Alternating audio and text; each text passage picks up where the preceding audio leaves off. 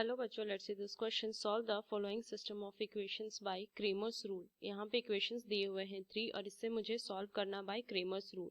तो की concept apply करूंगे इस क्वेश्चन में। सबसे पहले अगर मैं देखूं बाय क्रेमर्स रूल, अगर मैं लिखूं बाय क्रेमर्स रूल, तो मुझे ये जो दिए हुए इक्वेशन ये इस फॉर्म में है a1x plus b1y plus c1z is equal to k1, a2x plus में b2y प्लस में c2z is equal to k2 and a3x plus में b3y प्लस में c3z is equal to k3 इस फॉर्म में है। तो इनके x y z के जो कोफिशिएंट है उससे एक डिटर्मिनेंट बनेगा, जो कि इसके कोफिशिएंट आ जाएंगे तो क्या हो जाएगा a1 b1 c1, a2 b2 c2 and यहाँ से a3 b3 c3।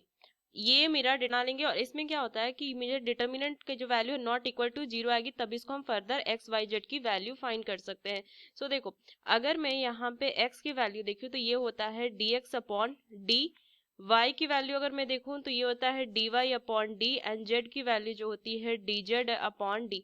ये dx dy dz क्या है ये समझेंगे इस क्वेश्चन को सॉल्व करते हुए। तो चलिए पहले डिटर्मिनेंट में बना लेती हूँ। 3 मुझे दिए हुए हैं इक्वेशन, इनके कोफिशिएंट x y z के कोफिशिएंट लिख देंगे 3 -4 5 एंड यहाँ पे 1 1 -2 एंड इधर कितना हो जाएगा 2 3 1। ये बन जाएंगे मेरे क्या, ये डिटर्मिनेंट बन जाएंगे। तो इनको बस अगर मैं सॉल्व करूंगी d की वैल्यू तो कितना हो जाएगा 3 इंटू 1 प्लस 6 माइनस 1 इंटू में यहाँ से आ जाएगा -4 प्लस में माइनस में 15 लिखेंगे, माइनस में 15 प्लस में 2 इंटू 8 माइनस 5।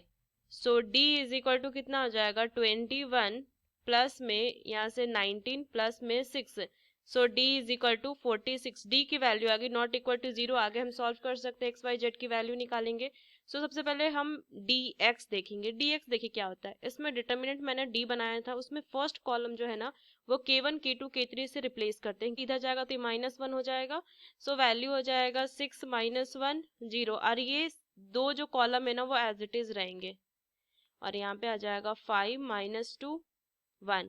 तो dx में सॉल्व करूंगी, dx is equal to -3 into, यहाँ से मैं थर्ड रो के टुवर्ड इसको ओपन कर रही हूँ, -3 इंटू -12 प्लस 5 प्लस में 1 इंटू 6 -4। dx जो आ जाएगा वो 23 आ जाएगा। dx आ गया। अब मैं dy देख लूँ, यहाँ पे मैं सीधे यहाँ से x की वैल्यू फाइंड भी कर सकती हूँ। dx इज अपॉन में d, 23 अपॉन में d कितना आया था 46 विच इज इक्वल टू 1/2। अब मैं dy के लिए देखती हूँ, first column as it is रहेगा, 3 1 2, सेकंड कॉलम में चेंजेस आएगा एंड 5 -2 1। तो dy अगर मैं चेक करूं तो 2 इंटू, मैं थर्ड रो के टुवर्ड ओपन करूंगी, -12 plus 5 and plus 1 into -3 -6।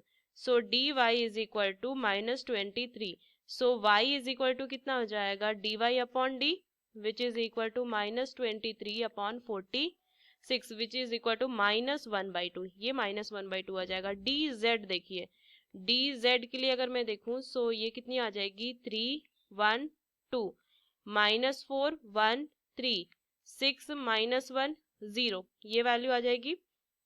dy को मैं सॉल्व करूं, dz को सॉल्व करूं तो कितनी वैल्यू आ जाएगी 2 इंटू 4 -6 माइनस में 3 into -3 -6। dz is equal to 23।